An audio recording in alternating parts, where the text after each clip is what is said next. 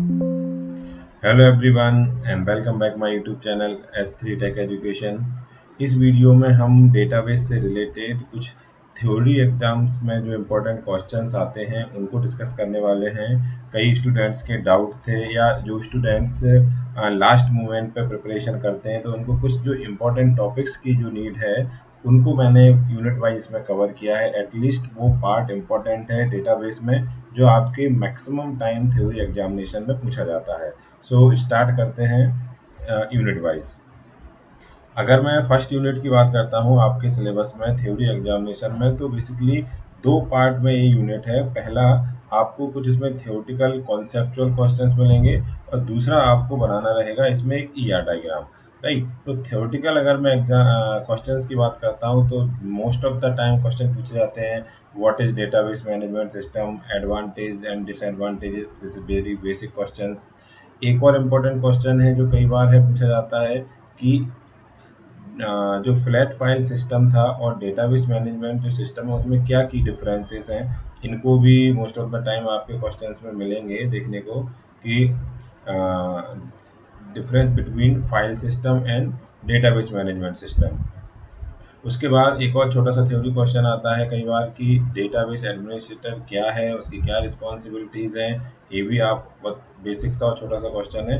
Then उसके बाद data independence जरूर पूछा जाता है जिसमें हम logical independence, physical independence, view independence ये पढ़ते हैं, या इसको हम 3 लेवल का आर्किटेक्चर भी बोलते हैं। तो ये क्वेश्चंस भी आपको यहाँ पे थ्योरेटिकल क्वेश्चन को देखने को मिलेगा।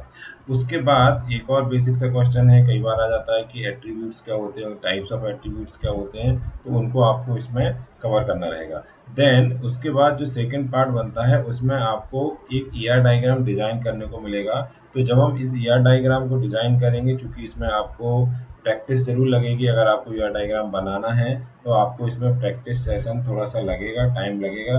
इसमें जब आप ईआर डायग्राम बनाने को जाओगे तो इसमें आपको देखना रहेगा एंटिटीज़ क्या होती हैं, एट्रीब्यूट्स क्या होते हैं, उनके नोटेशंस क्या होते हैं। ये सारी चीज़ें आप अगर एक बार देख लेंगे और उसके बाद जो यूट्यूब पे मेरे हॉस्पिटल मैनेजमेंट सिस्टम या जो भी ईआर डायग्राम है उनको एक बार आप प्रैक्टिस सेशन करोगे तो आप एटलीस्ट कुछ ईआर डायग्राम को अटेम्प्ट कर सकते हो, जो एक लगभग लगभग आपके एग्जाम में देखने को मिलेगा।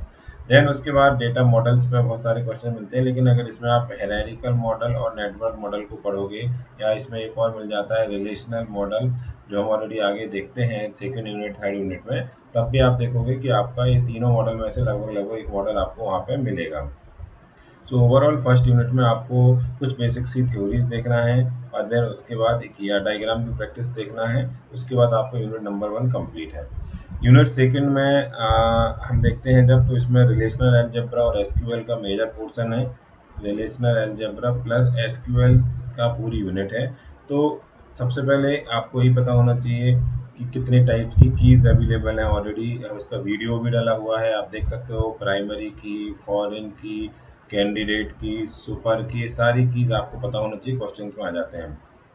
उससे भी इम्पोर्टेंट है जो आपके पेपर में आता है कि एंटिग्रिटी कंस्ट्रेंट क्या है। ये थ्योरी एग्जाम का लगभग लगभग पेटेंट क्वेश्चन है कि डेटाबेस के एंटिग्रिटी रूल्स क्या हैं। राइट, जैसे रेफरेंशियल एंटिग्रिटी कंस्ट्रेंट है, उसके बाद डोमेन्स कंस्ट्रेंट है। बहुत सारे हैं जो ऑलरेडी वीडियो में डले हुए हैं, इनको आप देख सकते हो। ये क्वेश्चन बार बार पूछा जाता है कि डेटाबेस में इंटीग्रिटी रूल्स क्या है।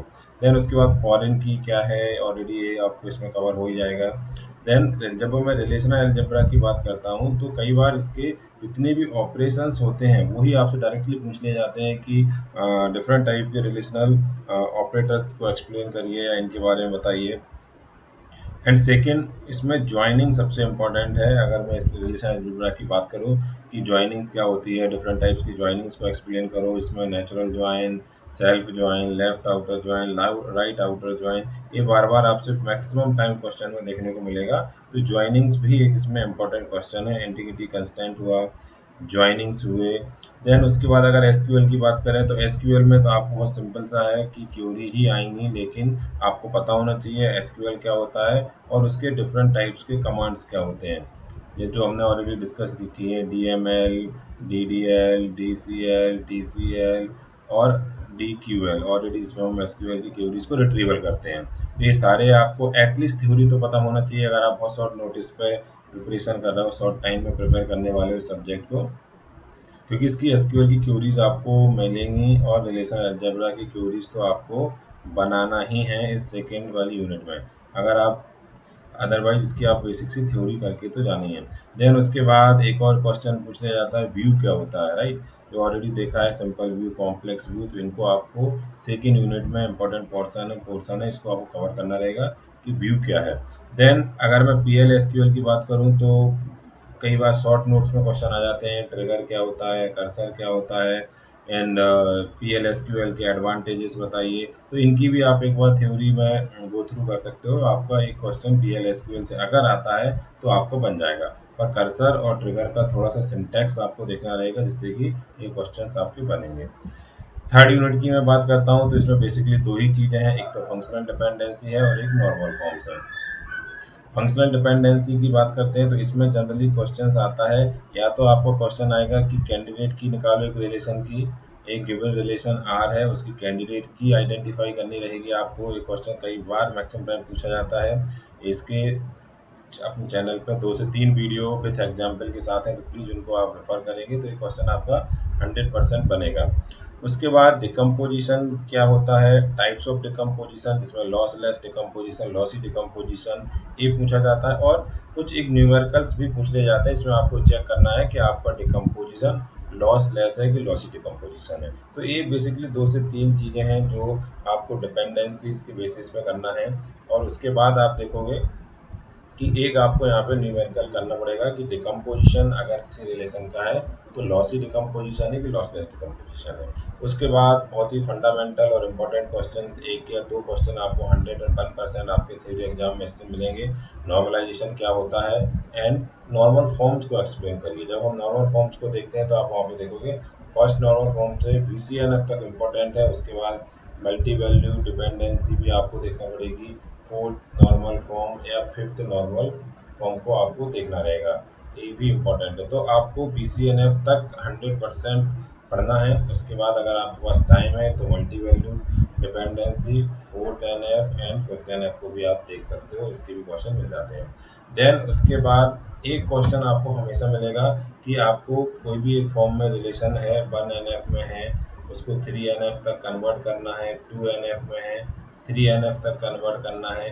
कई बार ये पूछ लिया जाता है कि जो रिलेशन है वो किस नॉर्मल फॉर्म में है। तो आपको इस वाली यूनिट में एक न्यूमेरिकल 100% मिलेगा, आइदर वो डिकम्पोजिशन चेक करने का हो, कैंडिडेट की फाइंड करने का हो, या फिर किसी भी नॉर्मल फॉर्म को कन्वर्ट करने का हो। और थ्योरी पार्ट में आपको नॉर्मल फॉर्म्स के बारे में, डिपेंडेंसीज के बारे में, डिकम्पोजिशन, डिपेंडेंसी प्रिजर्वेशन, ये सब पूछने को मिलेगा, तो इनको भी आप देख के जा सकते हैं।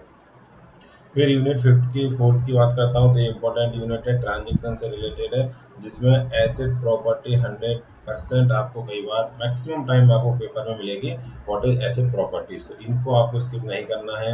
कंसेप्ट क्या होता है ट्रांजेक्शन का ये पता होना चाहिए, एसेट प्रॉपर्टी, और सीरियलाइजेबिलिटी क्या होती है, और कन्फ्लिक्ट सीरियलाइजेबल क्या है, ये भी क्वेश्चन आता है। और इस पे मैं डबल स्टार लगा रहा हूँ, ये बहुत इंपॉर्टेंट क्वेश्चन है कि आपको ये बताना रहेगा कि एक आपका शेड्यूल है, कोई भी गिवन शेड्यूल है, वो शेड्यूल आपका कॉन्फ्लिक्ट सीरियलाइजेबल है या नहीं है। बहुत ही सिंपल क्वेश्चन बनता है इसका, और मार्क्स भी ज़्यादा मार्क्स में क्वेश्चन पूछा जाता है, तो इसको जरूर करके जाना। और जो वीडियो है उसमें इसके 2 क्वेश्चंस डले हुए हैं ऑलरेडी कि कैसे इसको सॉल्व करना है।